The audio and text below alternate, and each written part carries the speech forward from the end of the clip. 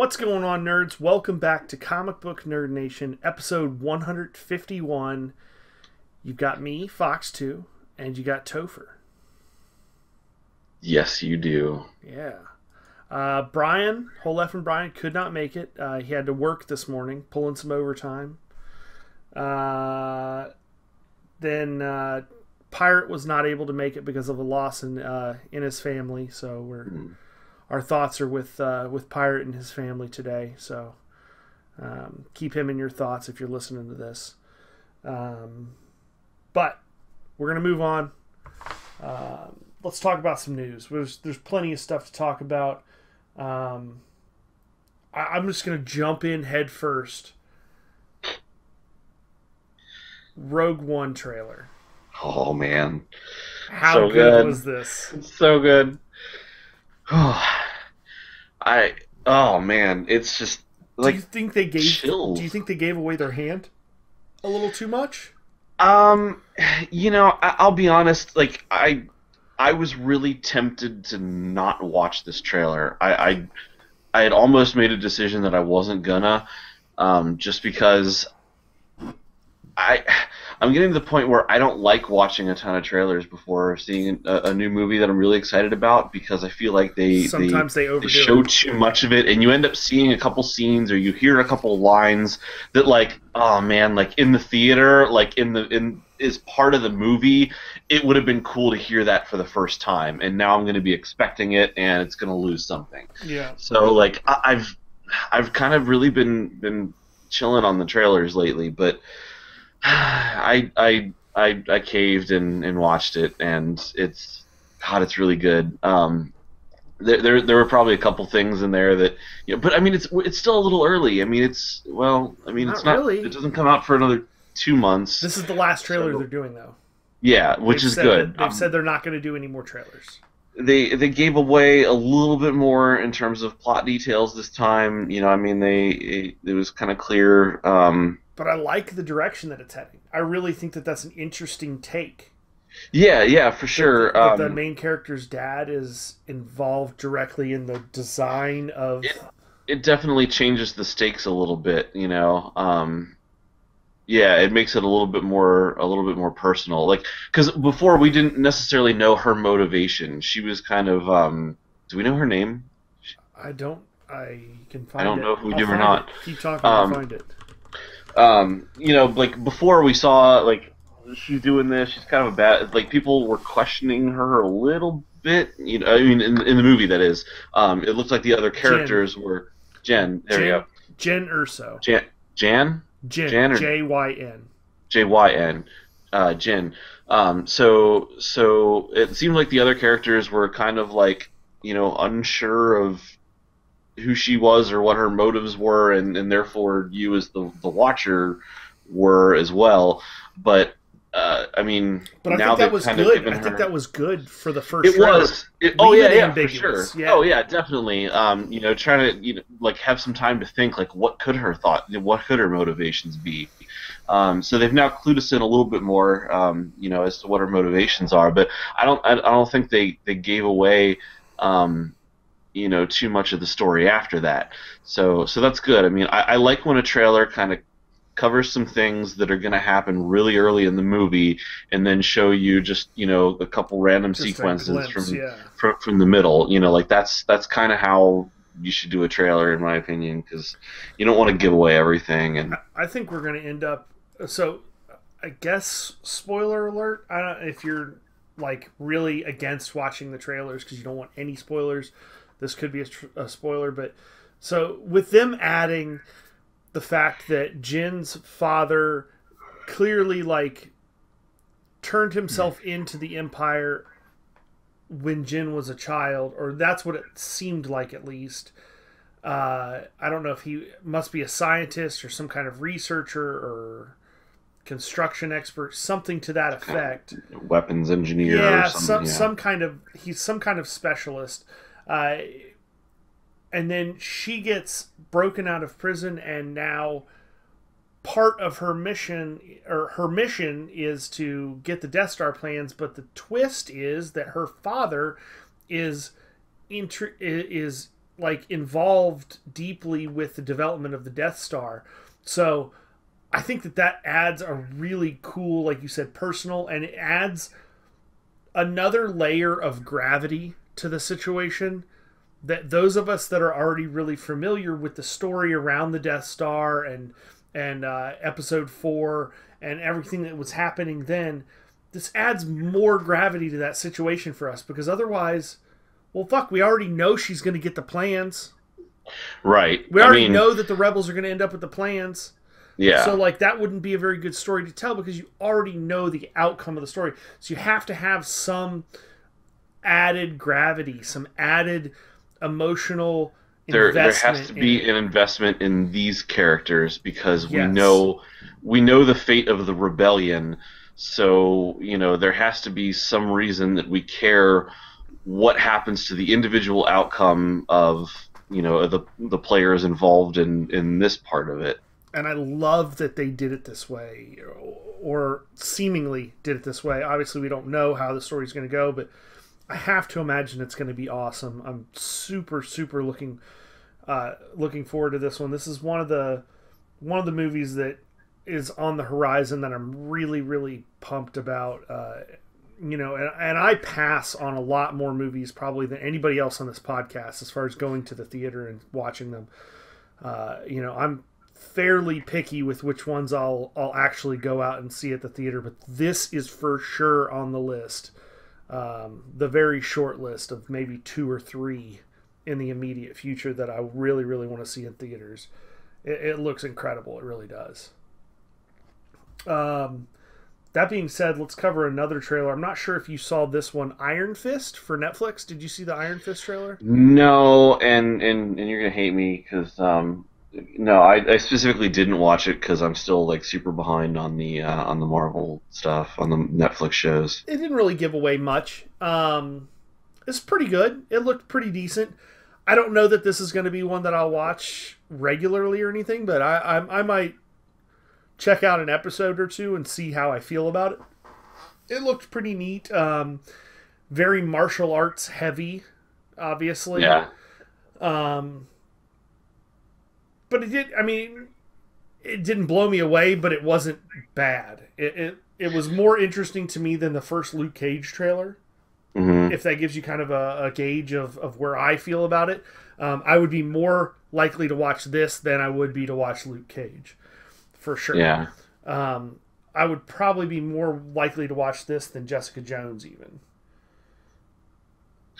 So, have you read like any Iron Fist comics? No. How familiar are you with the character? Very, very little.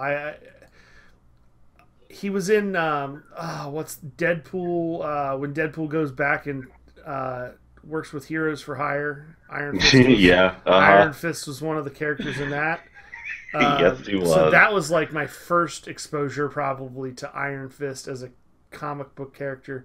And then I just kind of took it upon myself to like look into him a little bit, but I haven't read like a lot of Iron Fist stories or anything like that. So I don't know if it stays. I can't really speak to whether it stays true to the character or not, or what. But there's just so many different characters and so many different comics out there. There's just no way to like be up on all of them. You know what I mean? Yeah, he's never been. He's definitely he's never really been character. He's never really been at the top of my radar. Like the top of my radar. Is that like a mixed metaphor there? I'm not sure. Does that mean he's but, like at 12 o'clock noon? Like yeah, like right. He's dead ahead. He's never been something that I've been headed straight for. So it works. All right, we'll take it. The character, it seems kind of interesting, but yeah, I'm not super familiar with him. But a martial arts character. In fact, the one thing the one crossover that I read in recent years that that had him kind of actually pissed me off in a way because it was. Did you read? He was in Civil War too, wasn't he? Civil War. I think he played a fairly decent part in Civil War as well. Not like main, but again, like B like that B tier kind of thing. I'm I don't pretty even sure. remember. But anyway, go ahead. What were you saying? AVX. Did you read Avengers versus X-Men I at all? read a chunk of it, not a lot. I came in right at the beginning, and I loved what initially drew me to AVX was the covers. Mm-hmm. Yeah. And I started snatching up AVX, and I was getting some variant covers, and I just loved them. And I read them for a while, and then that was going on right around the time that I was actually buying the house that I'm in now, and moving and everything. And I kind of fell off of comics for a while during that stretch, and I just completely lost touch with it, and didn't really get very far into it. So, as everybody knows, I'm a huge X-Men fan. What would you say is like the top number one biggest X-Men storyline? Dark Phoenix. Right. Okay. So, I Right. mean, like the Phoenix has kind of been like, I mean, it's like the X-Men's thing, Yeah. like so. It always kind of comes back to that somehow. Right. What I really hate is when things that are so totally, belong to a certain character, a certain franchise, when they bring somebody else in on that shit and hijack, and they're like, "Oh, it's been part of this character's backstory all along." Have you had that at all with No, with any no, years? it's a No. totally awesome story though. It's I see totally what you did there. totally awesome. I see what you did there. Yeah. Um, How about that? so, so yeah, the Phoenix has always been the X-Men's thing, and during AVX, they decided that. So I mean, the basic plot line is you've got Hope Summers, who is like the first mutant born in several years after the whole Scarlet Witch No More Mutants decimation event, and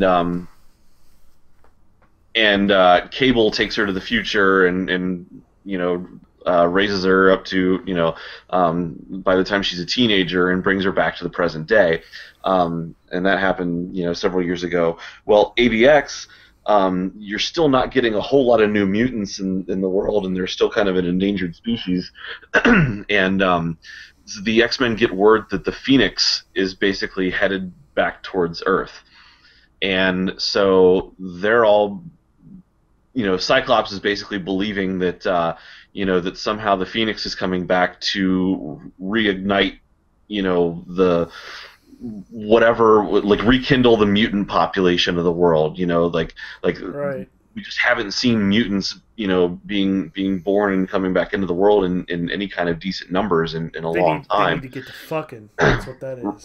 Get to So fucking. um, so they find out the Phoenix is coming, and so Cyclops is like, "This is awesome! Like, maybe our species isn't going to die out," and the Avengers are like, "No, the Phoenix coming has always meant that the world might just explode and everyone might die. So this is definitely a bad thing."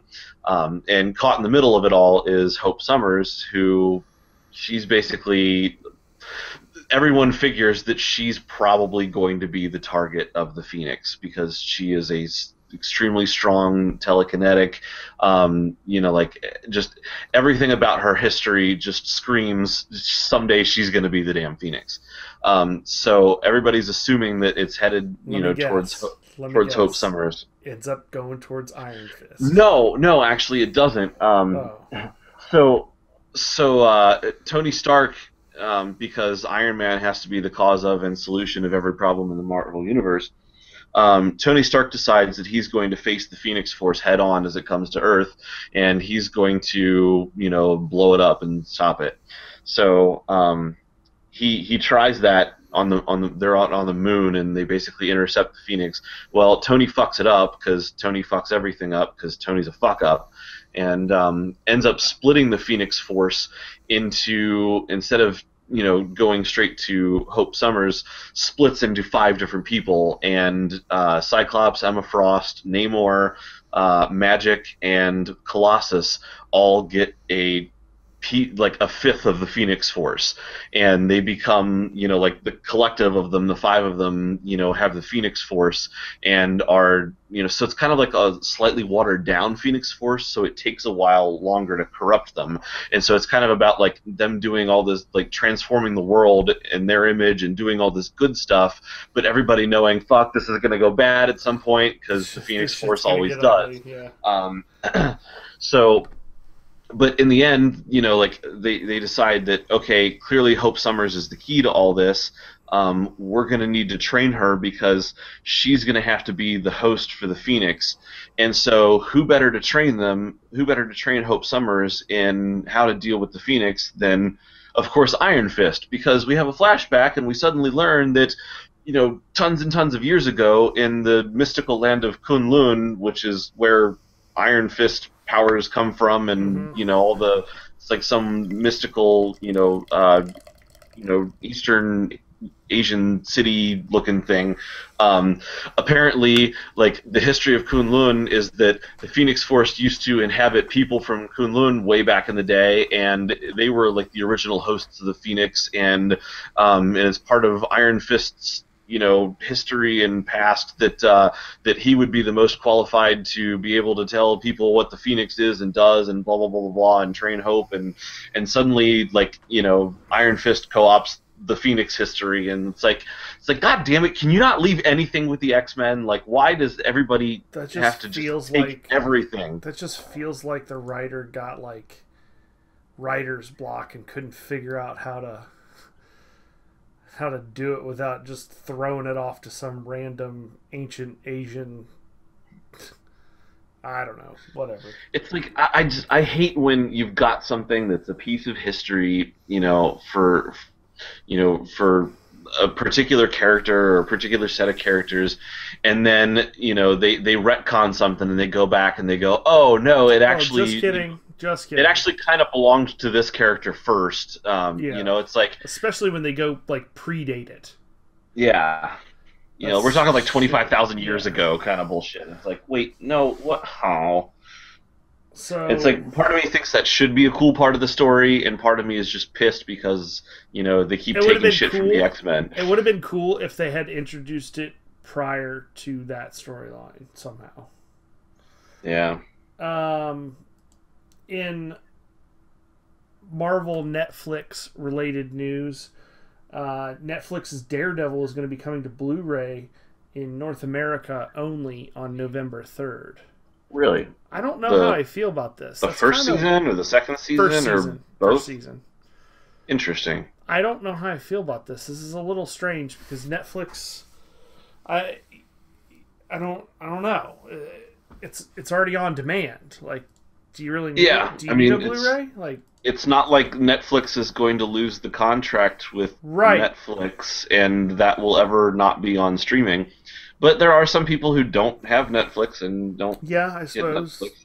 I just can't imagine that's not going to... I don't think that's going to do financially that well. Yeah, I mean, I don't know who all would be buying it, who all's like so excited about Daredevil that, they didn't buy a month subscription of Netflix just to watch it. Or a 30-day free subscription. But, yeah, so I don't know exactly who the target market there is. It's not me. I won't buy it because I have Netflix and I can stream it whatever the hell I want. Right. But, hey, I mean, if it's another revenue stream for Netflix and they find a way to monetize this shit so that they can keep making awesome series like that, then... do it. Great, Netflix. Do it up. Go on with your bad self. All right, now this probably is one of the most excited. This is okay. I'm so excited I can't even get my words out. This is probably the topic that I'm most excited to discuss this week. The Power Rangers trailer. Yes, I said that. Holy shit! This movie looks legitimately good. I'm really, really surprised. I mean, yes, just like many, many other people my age, I watched Power Rangers after school when I was much younger. And it was alright for the first couple seasons. Totally fell off as I grew older. Just not my thing. It's remained around. I guess it's been a big thing for quite some time. But this is a whole nother ball game. I have not seen or heard of any kind of Power Rangers that look like this. It looks like a very serious, realistic kind of take on the Power Rangers, and it looks bad as fuck. Yeah. What did you think of it? It was interesting. It took you by surprise, So, didn't it? it's almost like they said, I don't know, like I still can't tell if they're trying to legitimize it or if they're trying to nostalgiaize it. Oh, if that's not a word, but I'm using it anyway because you know what I mean. Or if they're trying to cheese it. But so like the trailer starts out, and I swear to God, I'm watching The Breakfast Club, and then like you know, I'm gonna give you that. and then it changes, and I swear to God, it's I'm watching 8 millimeter, not 8 millimeter. What's the movie? Oh God, there's a movie like 5 or so years ago with some kids where they get the powers. Yeah, they find okay, yeah, there's that one too. But they find the thing, yeah. And so like I was like, oh, now I'm watching that movie, you know. I'm like, but somehow it actually works. And then like it turns into this like martial arts movie, and I'm still trying to reconcile because I mean it started out really serious, and I'm like, okay, I'm buying into this. It's kind of like a bit of a sci-fi movie. I'm digging it. But I'm wondering how, like, when Rita Repulsa shows up and Zordon shows up, like, well, you saw Rita. Well, I was before I got to that point. And that was like, a way fucking creepier version of Rita. I'm like, how do they maintain this level of seriousness once Zordon shows up and the putties show up and they start fighting? And I'm like, I'm not sure you can carry through with this. And then Rita Repulsa shows up, and I'm like, holy shit, that was fucking creepy. I'm like, I did not expect, when they tagged Elizabeth Banks for Rita Repulsa, I'm like, okay, I can see it. That's actually a pretty cool casting. But she kind of does a lot of tongue-in-cheek stuff, and I was expecting a little sillier or a little more comedic, and she came out like all serious and shit, and I'm like, oh damn, it's on. That was actually really cool. So I mean, we still didn't see Zordon. We still didn't see the costumes completely. I mean, there's been a little bit in some posters, I think. But it actually looked like they might. I mean, it's definitely not it doesn't have the silly aspects of the TV show. No, but I like that they used the original names. Yeah, they're definitely targeting the original market. They're not going after kids per se. No, they're going after the people who watched it originally when it was new, when they were kids, and now are grown up and want like a more mature, grown up version of it. And that's exactly what it is. So far, it looks like they're delivering. It looks incredible. I can't believe this, but I am really looking forward to seeing this movie. I will probably go see this movie in the theater. It is, unless something changes between now and March of 2017, I want to see this movie. And that's really saying something for me. Like, I'm telling you, if you haven't seen this trailer, pause this shit. Go watch the trailer and come back, because it is, I don't know, it's, if you were to really take the original, like, first season Power Rangers and take that and just make it realistic with today's technology, today's filming, today's special effects, and make it a serious, like, PG-13 movie, this is what you have. It's straight out of your mind, right onto the screen. It's so cool. The way that they're doing it looks so cool. I'm pumped. I can't speak. I'm almost as excited about this as I am about Rogue One. And that's a heavy chip to throw. That's a big one. Yeah. That's I don't know if I can go that far. I think it looks really cool. It definitely, I mean, I watched Power Rangers as a kid. And I enjoyed it. It was cheesy as fuck, and I enjoyed it. So like I'm looking forward to it, and I'll go see it. I'm pretty excited what they did with it, but I mean, if anybody gave me a choice between Star Oh no, Wars and Rogue I One, would still pick Rogue yeah, One. I mean, like don't get me wrong. I Don't can't get me say that I'm wrong. nearly as excited at, at Power It Rangers as I still am looks Rogue good. It One. looks good though. Rogue One looks incredible. I love that it's just, you know, I like it so much. I'm going back to comment on that instead of Power Rangers. Yeah, it Um, happens. I just I like that it's not part of the main franchise. You know, I really wondered, like, if it's not going to be a numbered story and it's not part of the Skywalker storyline, you know, like, how does it have the same feel as Star Wars? You know, do they decide to do a different feel with it because they can, and it's a movie that doesn't have to feel like a Star Wars movie. You know, it can just be a good movie that's in the Star Wars universe. And I think they went a I'm not even sure which way they went. Like it's somehow both. You know, it feels like they're just doing a really good movie in the Star Wars universe, and yet somehow it still fits in really Oh well yeah. Oh as a yeah. Star Wars I'm story, pumped. which It's is gonna be incredible. All right, we're gonna take a quick short break here. Okay, we're back, and it's like we were never gone. How about that for editing? I I wasn't ever gone. Yeah. Okay. This next one. This next story. We're probably gonna have a little debate on this, possibly. Miley Cyrus is speaking out against the Okay. Supergirl TV show. I'm gonna read some quotes that she said. She's apparently against the show for reasons that you probably wouldn't have thought. Supergirl shouldn't have "girl" in the title, according to actor slash actress slash musician Miley Cyrus. Um, let's see. I'm going to try and pull some exact quotes. I think having a show with a gender attached to it is weird. One, it's a woman on that fucking billboard. It's not a little girl.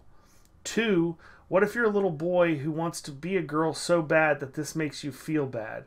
I think having a title like Supergirl doesn't give the power that people think it does. What the fuck?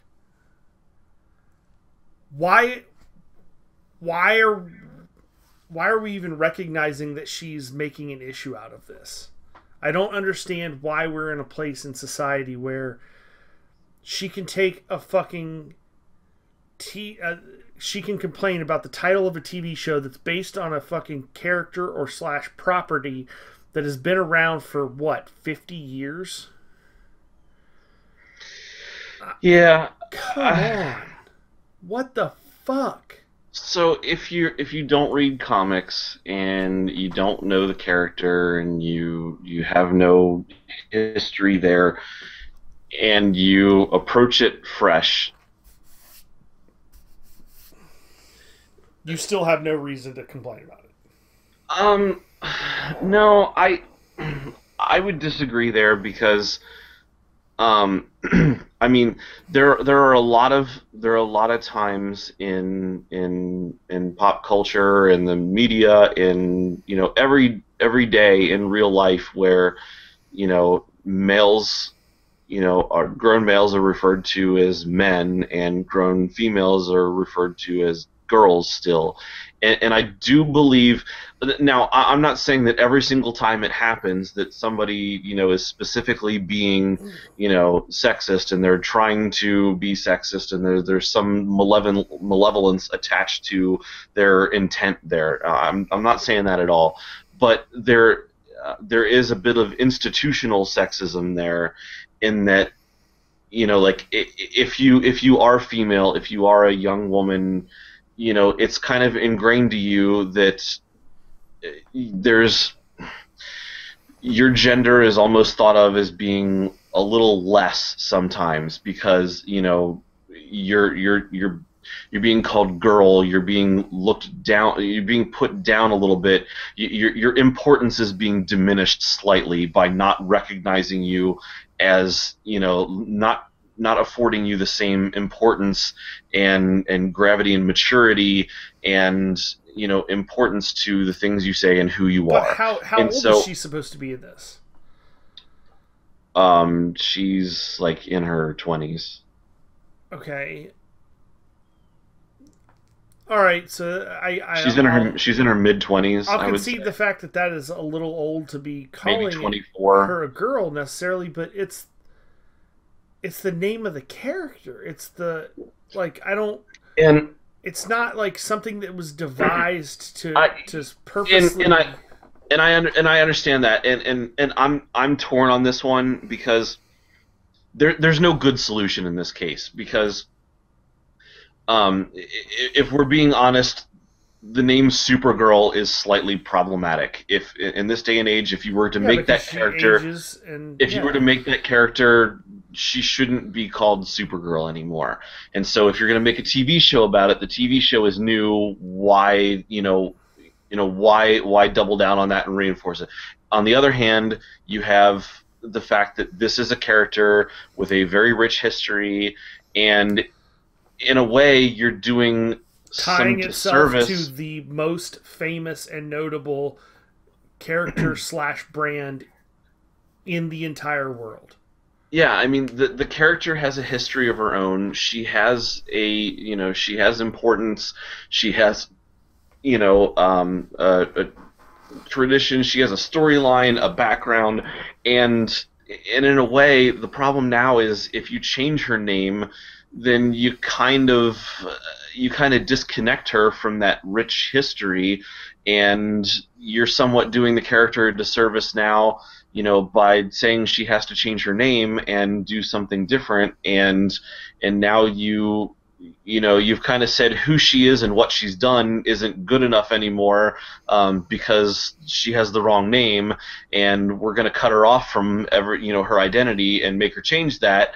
So like there's not really a good solution here. Like like you're doing the character a disservice by changing the name, but the fact that the name is what it is, people who are approaching it new without knowledge of all that, like it still unfortunately continues a tradition of institutional sexism. I mean, that's And only so it's one like, part of her complaint too, though. The other part of it is that what if you're a little boy who wants to be a girl so bad that this makes you feel bad? I'm not I even I sure. like I don't. I'm not sure I understand that comment. This Like, is I'm certain that this is. Let me preface this by saying, in no way, shape, or form do I have any problems with, or am I against, or anything like that, the LGBTQ community. I think I got all those initials right. I don't know. But what the fuck? Like, this is trying to say that because you named a character Supergirl, you could be offending some little boy that is quote unquote gender confused that wants to be a girl. Okay, I all right, I get it that we want to be like sensitive to everyone's needs, but that's just not possible. It's not entirely possible to meet to make every single person on this planet happy. That's just unrealistic. I'm sorry, it's not realistic. Any statement that comes out of anyone's mouth will be construed as offensive or upsetting or uncomforting to someone. There will be someone on the planet somewhere that has a view contrary to any statement that is made. That being said, why are we splitting hairs over a title that in that regard doesn't upset 99.9999% of the population? Not to mention, like you said, it's steeped in history. It's something that's been around forever. I don't see a problem with this. I don't even understand why this was such a big story. Fox News was actually covering this. National media outlets were covering the fact that Miley Cyrus was upset about this. I I mean, the importance given to the opinions of random celebrities aside, um, I guess I do see a problem with it. I don't necessarily see a solution. You see a problem with it from that aspect Huh? of No, I'm upsetting a saying. little boy that wants to be a girl. Oh, I just meant the whole thing in general. I'm so I'm going to be perfectly honest. I'm not sure I understand exactly what she's saying there. Like, obviously, it seems like she's referencing a transgender issue, but I'm not. I don't quite get how the the boy. To be perfectly honest, I think that what this is a publicity stunt by her and her marketing team or whatever.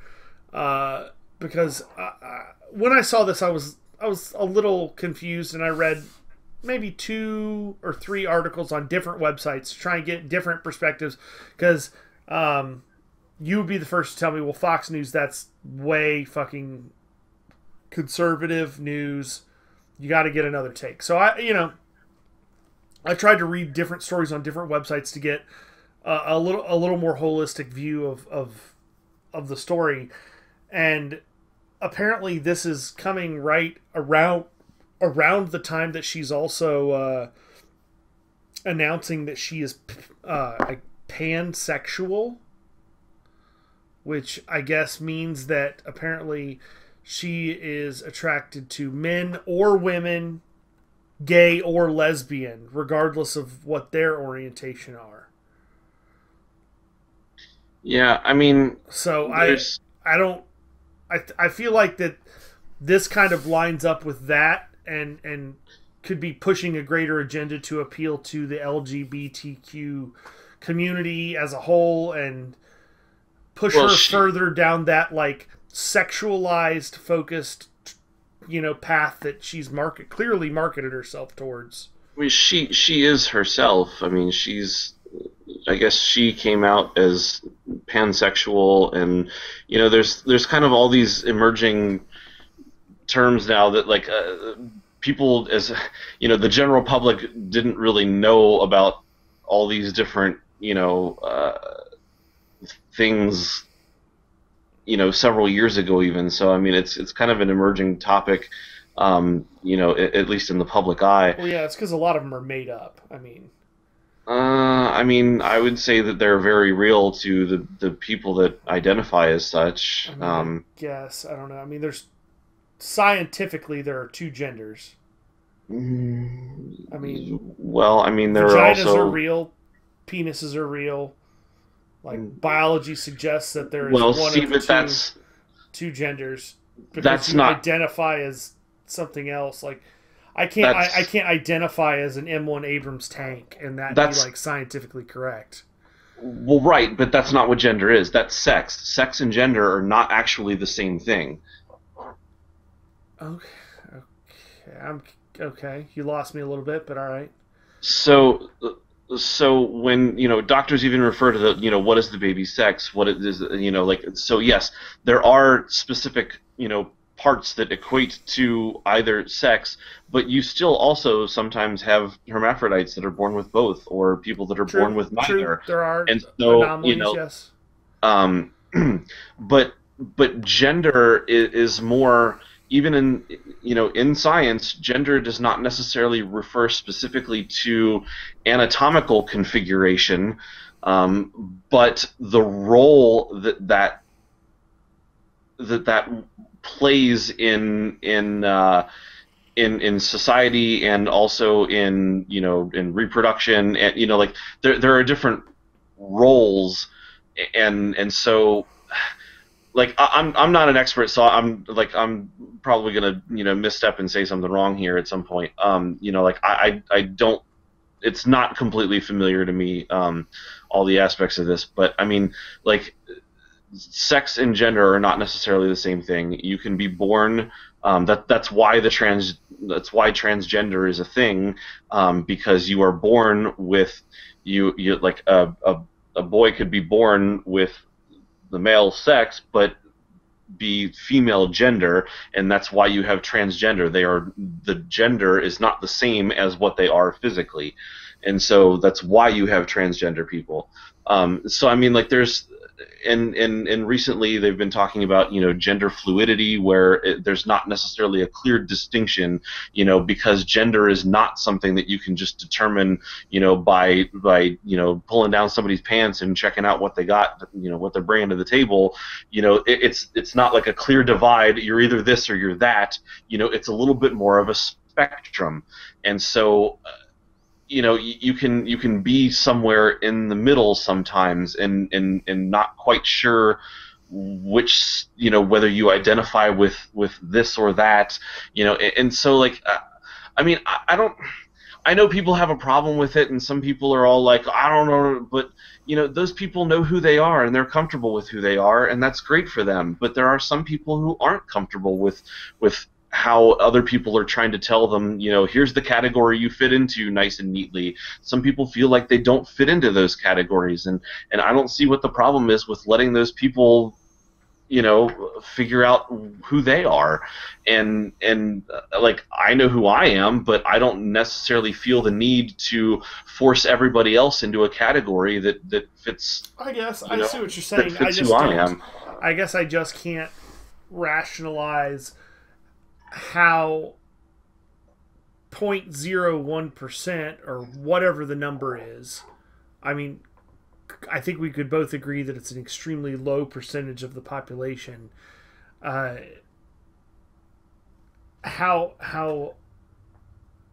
helping them to identify who they are would affect the rest of the population. Does that make sense? Like, I don't know that I'm putting it into words properly, but I like, I don't want to drag this into just. I don't want to drag this into just social issues, but like if you take the whole bathroom example, like where California legalized or made it legal for children in elementary schools and up to basically use whichever restroom or locker room or play on a sports team with whichever gender they identify with. So if a boy identifies as a female and he's 17 years old, he can use the female locker room, he can play on the female volleyball team, he can use the female, and vice versa is true too. If a girl identifies herself as a boy, she can play on the male football team or the male soccer team or the male baseball team and use the male locker room. I don't see how helping that one person in that way out of the large crowd doesn't negatively affect the 99%.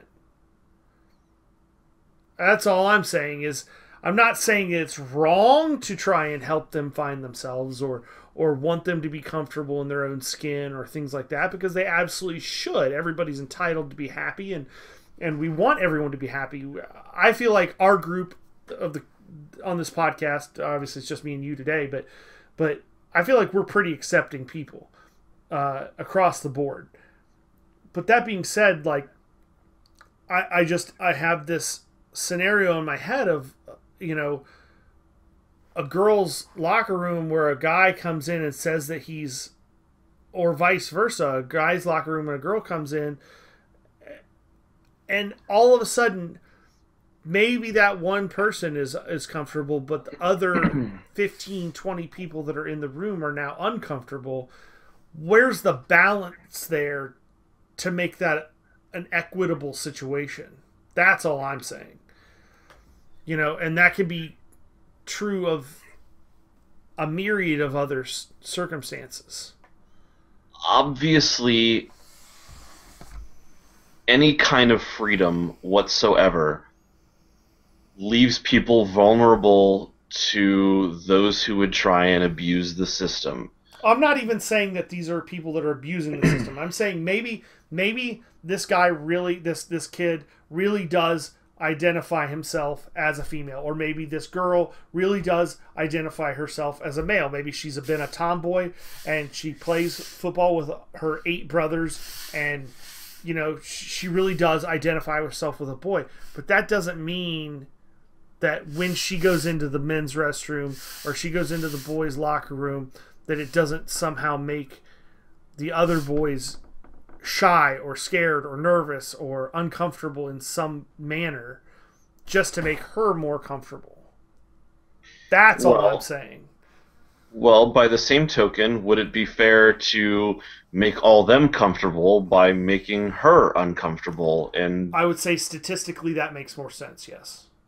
I'm not saying it's a perfect world, but to make 99% of the people comfortable and 1% uncomfortable makes more sense than to make 1% comfortable and 99% uncomfortable. Yes. I would say that is, if you had to draw a line, I would say yes, absolutely. It makes more sense to make the masses comfortable and the outliers less comfortable. I'm not saying that's a perfect solution, because it's not. I think they have every right to be comfortable.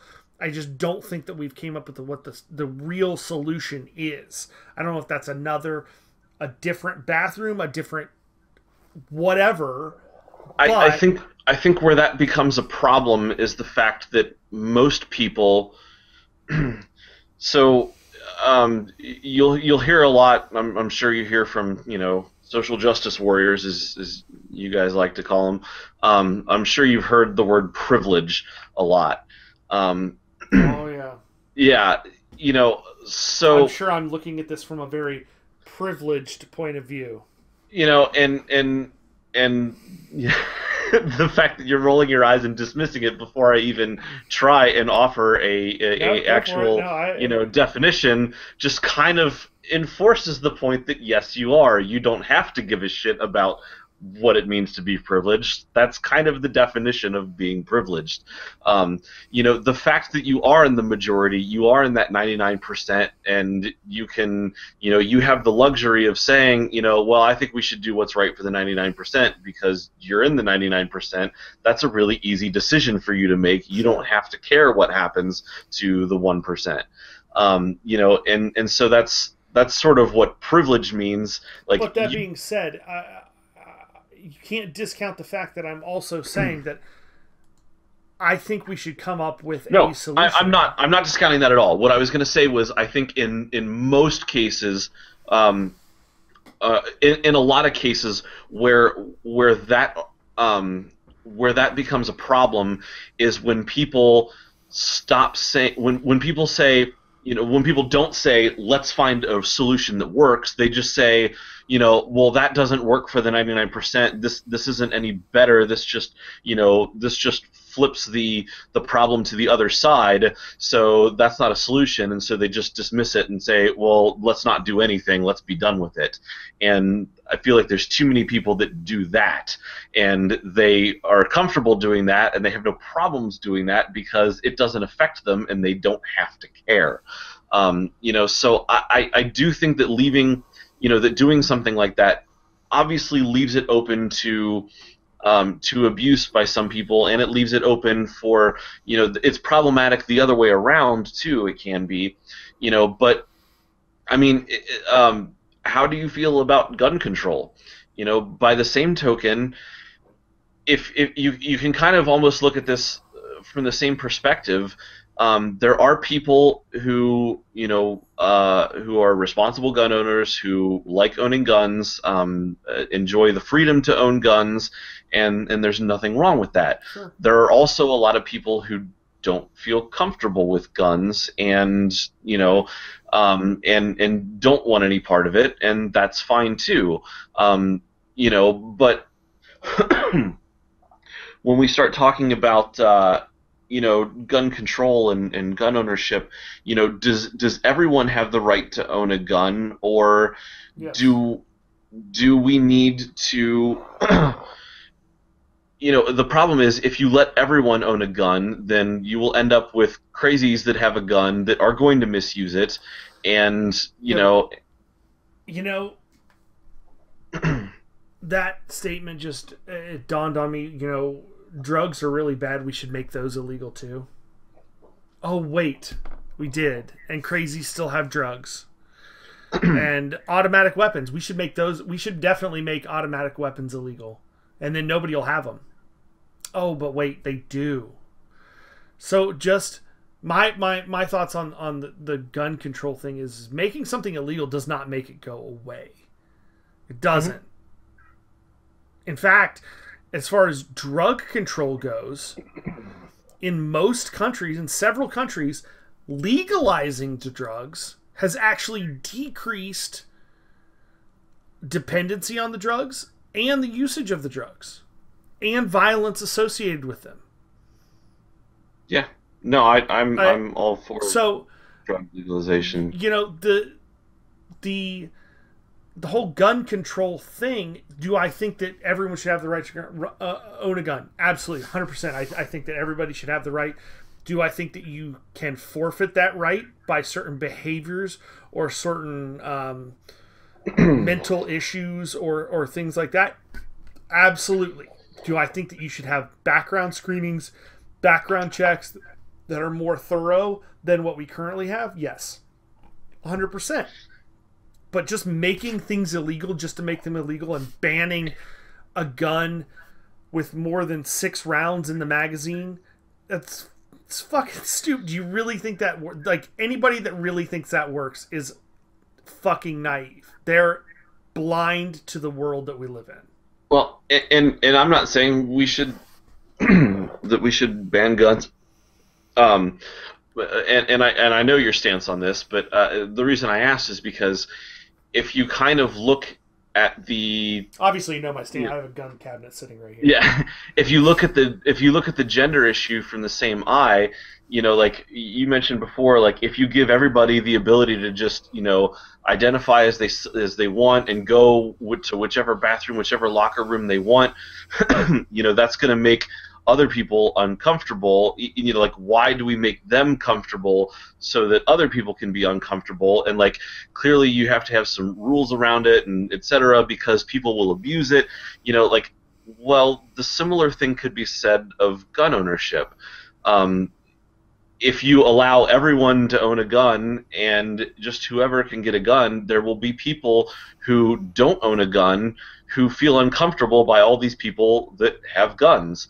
And also, you will leave the system open for abuse because there will be people who should not own guns and they should not be, you know, doing whatever they're going to do with that gun, and they are getting it for a malicious reason, and you know they will end up hurting somebody, you know. But the fact that that could happen and that some people will be uncomfortable by it should not impede on the freedom of those who want to own a gun. Just like the fact that some people will be uncomfortable and some people, you know, could possibly abuse the system does not mean that we should not allow everyone the freedom to use the restroom or locker room or whatever of who they feel they are.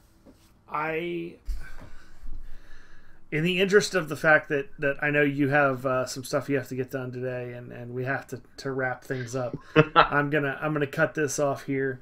We'll call it an agree to disagree on certain things.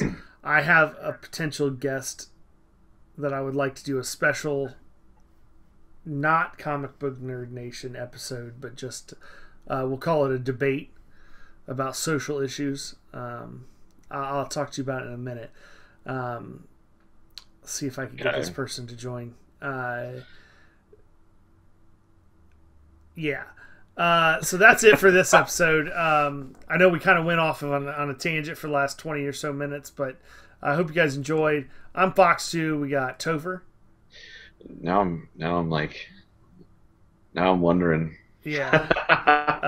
Holef and Brian is here in spirit, and all of us are thinking about Pirate and his family right now. So hopefully they're doing okay, and everything is going all right for them. We're really sorry for his loss. So we will see you next week.